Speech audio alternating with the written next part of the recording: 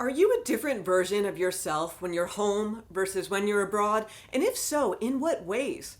I'm currently here in Florida visiting family after having been away for about a year and a half, and I definitely find myself acting more American in the USA and more French in France. It's only normal, right?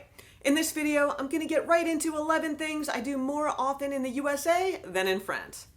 First, if you're new here, I'm Diane, welcome. This is We in France. Thank you for being here. And before I get started, I just want to let you know I released a PDF e-guide titled 75 Beginner France Tips for a Standout Trip. It's just a few bucks. So if you want to check that out before you plan your trip to France, it's just a way to be better prepared. But let's get into it. First, it's obvious that living abroad teaches you to be a bit of a chameleon in a lot of ways. You switch between languages and cultures and you adapt to a different way of life. And then when I'm back in the US, I feel like it's pretty easy to kind of fall back into the American way of doing things because I lived here for most of my life. But before I get into my list of mostly little things, I do want to say it's really hard to do an apples to apples comparison of how my everyday life is different in France versus the US because I no longer have an everyday life in the US. For the most part, when I come to the US, it's to visit family. So American Diane is someone who's here normally on vacation. You're obviously more relaxed. You're happy to see friends and family. You're not working as much. And France Diane is living normal everyday life. And that has all the stresses that come with that. So lastly, as I always say, the US is a big place. Not everyone's experience will be the same, but this is mine and maybe you can relate. I'd love to hear from you below. And to kick it off, we have number one with a very simple thing, cash back at the register. And it's very normal to get cash back at places like the drugstore, the supermarket here in the US, instead of always having to go to the ATM if you need cash. So the way it works is the cashier will add an additional $20 or $40 to your bill. You just select that on the touchscreen, and then you pay by card and get that extra cash back money in your hand. And it's an option I don't think I've ever seen in France, although I'm sure it'll slowly catch on over time. Okay, number two, coffee to go. And I'll say I'm not a big fan of coffee from Starbucks, but I love their chai. I'll never say no to a frappuccino for old time's sake. And there's something about Starbucks that just brings me back to my college days in New York City, or even work breaks with colleagues that were always a welcome escape from my computer screen in the World Financial Center years ago. Just going to Starbucks back when I'm in the US feels like a treat, and it makes me feel like I'm home. So many of the locations, even here near my parents' house, they have drive-thrus, which weren't the norm when I left the US back in 2012. I still think it's faster to run inside to order, but regardless, in France, it's way less common to see coffee shops that serve coffee to go, especially in smaller towns. Starbucks only started popping up in France in the bigger cities a couple of years ago, and they definitely aren't mainstream like they are nearly everywhere in the USA. And there's definitely no coffee shops that have drive-thrus in France, or maybe there are a few. It's not mainstream, and that's a good thing, because France is a different country. They're more into cafe culture, getting your little espresso on the terrace. It's just apples to oranges, but there's some nostalgia for me in going to Starbucks and getting my coffee to go. Okay, next up, dressing casually and fitting right in. And that's not to say the French don't dress casually. They do, especially, again, outside of bigger cities, but I'd say it's more commonplace to dress down in the USA. And I'm not talking about wearing your PJs out and about. That should definitely be avoided at all costs. I dress for myself. I don't really care if I fit in, but I do notice there are more people dressing like me in the USA when out and about. Dressy shorts, a nice t-shirt, some nice sandals, a few accessories. I'm definitely not one to put on my Sunday best in France just to walk my dog in a casual park. And still, I think my casual wear is more dressy when I go out and about than some of the styles I see here in Florida, which is very beach-oriented. But yeah, the French style is definitely rubbed off on me. But just if you're not aware, it's very normal in Florida to see people at the grocery store in beachwear, like think rubber flip-flops, beach cover-ups, even in their swimsuit, no stress. All right, next up, going out to eat. Tom and I don't go out to eat too often in France, although we have a few favorites we've supported via takeout during the pandemic, and things are getting back to normal now. But in the US, when you're on vacation, going out to eat just makes sense, and it's really nice to eat a meal with the whole family, and I find I have a lot of choices here, even in small towns in the US, and of course they have more flexible hours where a late lunch is no problem, so yeah, that's part of the vacation mindset as well, but I enjoy going out to eat. Okay, next up, number 5, something I do more when I'm here in the US is leaving 20% or more tips at restaurants. Now, Tipping culture is a huge thing in the USA, and leaving 20% or more at a restaurant is expected, and I do it every time we eat out. It's normal. And Americans factor in the cost of the tip when they decide to dine out.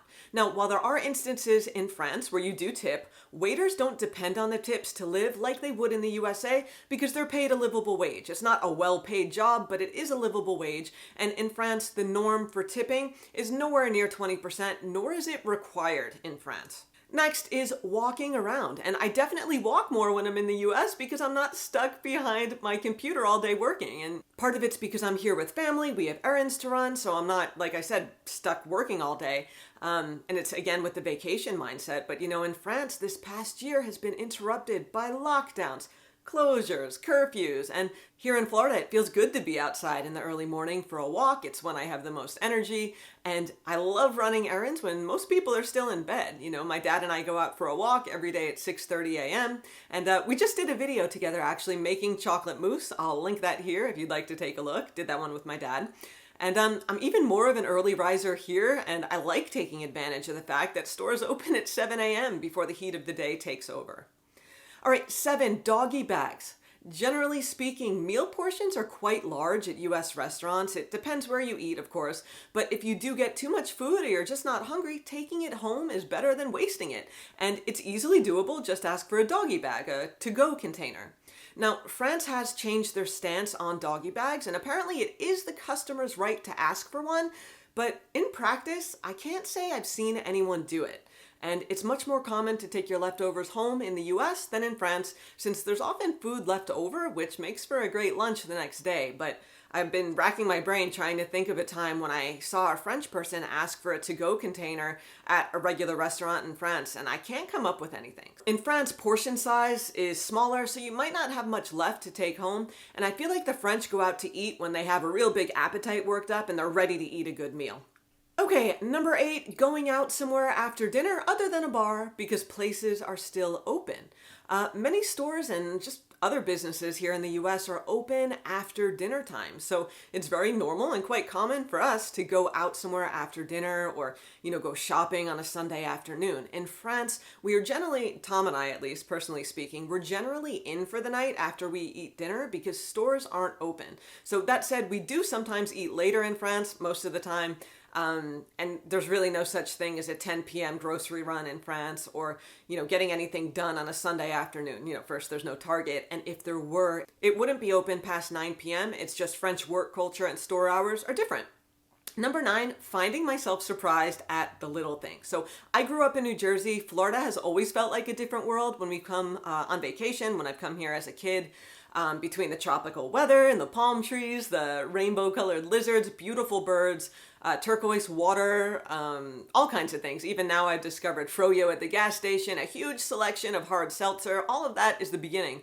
It goes on. And on this trip, some of the billboards on public roads caught my eye because I'm not used to seeing them in France. Gun laws aren't the same for one, so you're not going to see advertisements for weapons in France. And I can't say I've ever seen pro-life signs on public roads in France either, and it's something I've seen here. So it's really interesting, I find, to look at two cultures, especially once you've been away for a little while, to see how things have changed, how you've changed. And I really love being weirded out, surprised, delighted, and just noticing things on my home turf. And yeah, I think it's funny and also a bit fun to see what you get used to and what you're surprised by after you've been away a while. All right, number 10, drinking beverages other than wine. So in the US, I find wine to be expensive, comparatively speaking. US $15 is, on the low end for wine from the supermarket, and that really adds up, especially if you get wine by the glass at restaurants. That stuff's not cheap. Now, of course, there are expensive wines in France as well, but you can find local wine for casual drinking that's more than reasonably priced since it doesn't have to be imported. So all in all, I find it's a bit more affordable to drink well in France. I'll save my wine consumption for when I'm back on that side of the Atlantic. And besides, in the Florida heat, water just tastes amazing. And I'm having fun discovering all kinds of non-alcoholic sparkling seltzers and all of that stuff that's new to me since I've been here last. All right, lastly, we have number 11, making small talk. Small talk is a little different in France. People tend to keep to themselves more when out shopping and in other public situations, where they'd encounter strangers. Now, In the US, I've had random conversations with strangers pretty much daily since I've been here. And after being away for so long, it could almost feel a little intrusive because I'm just not used to it. And that's not to say French people don't ever strike up conversations. They do.